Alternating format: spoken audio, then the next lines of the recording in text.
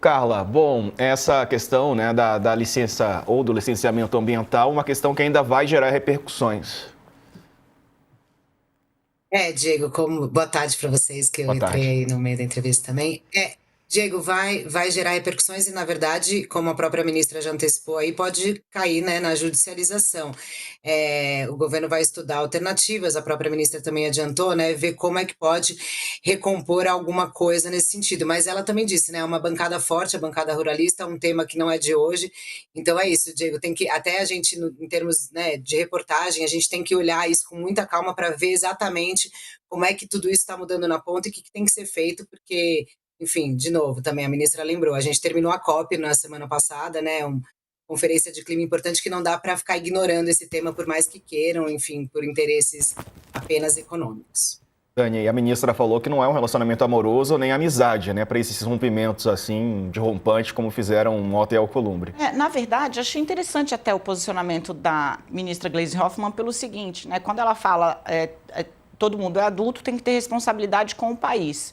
Eu nem vou entrar no mérito do caso do licenciamento ambiental, porque acho que vai ter desdobramento, vai ter judicialização, alguma coisa vai ser feita por decreto, como a ministra indicou aqui. Mas se a gente for pensar só na pauta que trouxe aposentadoria especial para determinadas categorias, aprovada pelo Senado, cujo impacto é bilionário nas contas de um orçamento já muito estrangulado, aí a gente consegue ter uma medida, porque a vingança, ou, buscando um termo mais ameno aqui, talvez mais adequado, né, a demonstração de descontentamento do Senado Federal por conta do tratamento que recebeu ou julga ter recebido do presidente da República, não pode ser às custas do contribuinte.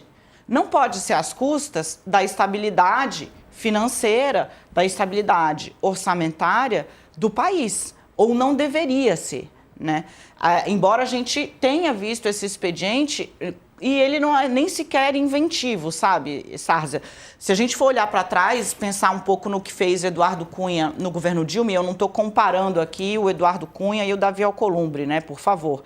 Mas estou dizendo que é um expediente recorrentemente usado em momentos de descontentamento e quando se quer criar certo ar de instabilidade institucional, né, de instabilidade entre os poderes. Acho que o Senado é a casa alta, né, é a Câmara Alta do Congresso Brasileiro. Há pessoas muito experientes ali que certamente saberão quando é a hora de pisar no freio. Uma delas hoje, inclusive, é o personagem, né, principal desse enrosco, o senador Rodrigo Pacheco, que deu uma declaração voltando a cogitar concorrer ao governo de Minas Gerais. Ele havia descartado na reunião que teve com o presidente Lula e agora faz uma fala no sentido de eu vou avaliar se eu vou concorrer ao governo de Minas ou se vou deixar a vida pública. Isso foi hoje. Então, acho que as pessoas, os adultos na sala, já começam a perceber quando passou da conta, agora chega, sabe? Sim. Será, Carla, que chegou o momento, né, de retroceder, de regredir um pouco nessa ofensiva? Não, Diego, é porque nesse caso do Messias aí, da indicação do presidente Lula, né, a Letícia, a Dani, a gente mostrou aqui no o Lula não ia mudar de ideia, e mesmo se mudasse de ideia, não ia ser o Pacheco, então não ia resolver, né?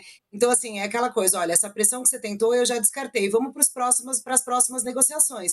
E o Pacheco tem que pensar na vida mesmo dele. Ele tem um sonho, e a gente sempre fala que era aquela coisa de ser um dia ministro do Supremo, né? Enfim, ele não evidencia isso, mas diz que todo advogado tem esse sonho e tal. Mas ele também já cumpriu aí, né, no Senado, acredita que cumpriu o seu papel. E o presidente Lula estava pedindo a ele para ele subir no palanque em Minas. Se ele para e pensa, bom, eu vou voltar atrás um pouquinho para ver aqui o que eu ganho, de repente, se eu embarcar nesse palanque em Minas para o presidente Lula, e aí as peças vão se ajeitando. É natural que você tenta, você pressiona, você perde uma batalha, você rearranja o jogo para ver como é que você vai jogar, né? E aí, obviamente, como a ministra colocou, o que a gente vai ter que esperar para esse rearranjo em relação ao Alcolumbre e Lula é a conversa entre eles dois, que ainda não aconteceu.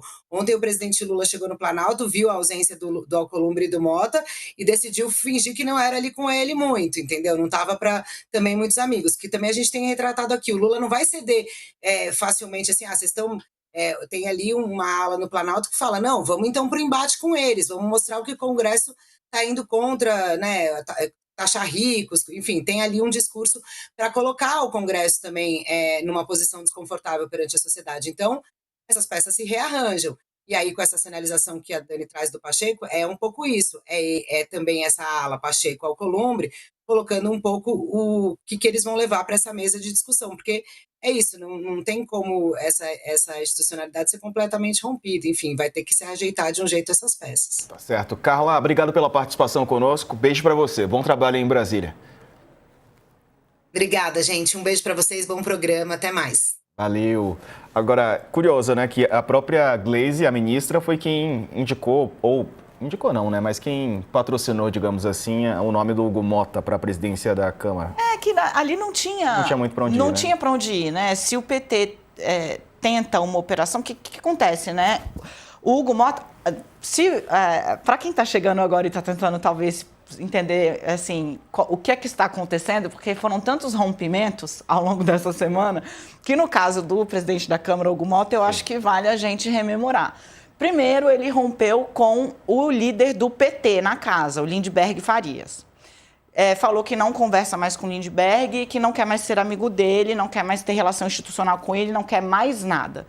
Depois, ele rompeu com o líder do PL, o Sóstenes Cavalcante. A aspa, segundo Mônica Bergamo, foi: não conte comigo para mais nada, disse Hugo Motta ao PL. PT e PL na frente, são as duas maiores bancadas da Câmara dos Deputados. E aí, em que base está se sustentando, então, o Hugo Motta? Ele decidiu fechar com o Centrão, isolando o PT e o PL. Se isso vai dar certo, no longo prazo, a gente vai ter de ver. Mas aí, Sarza, por que eu trago esse raio-x de como está agora? Porque o grupo mesmo do Hugo Motta é o Centrão Raiz. É o PP, é o Republicanos, que é o partido dele, o PP do Ciro Nogueira, que é o padrinho político dele mesmo, na real, assim, é o cara que bancou o Alcolumbre, o Hugo Motta, que foi estilingado a uma posição que é um teste muito pesado se a gente estivesse numa quadra normal, mas com o país dividido e com um PL muito barulhento e um PT que está no governo e por isso também precisa fazer barulho, ele está numa posição realmente muito difícil. Lá atrás, se o PT não embarca, ia ficar contra o presidente da Câmara, que já estava imageticamente eleito.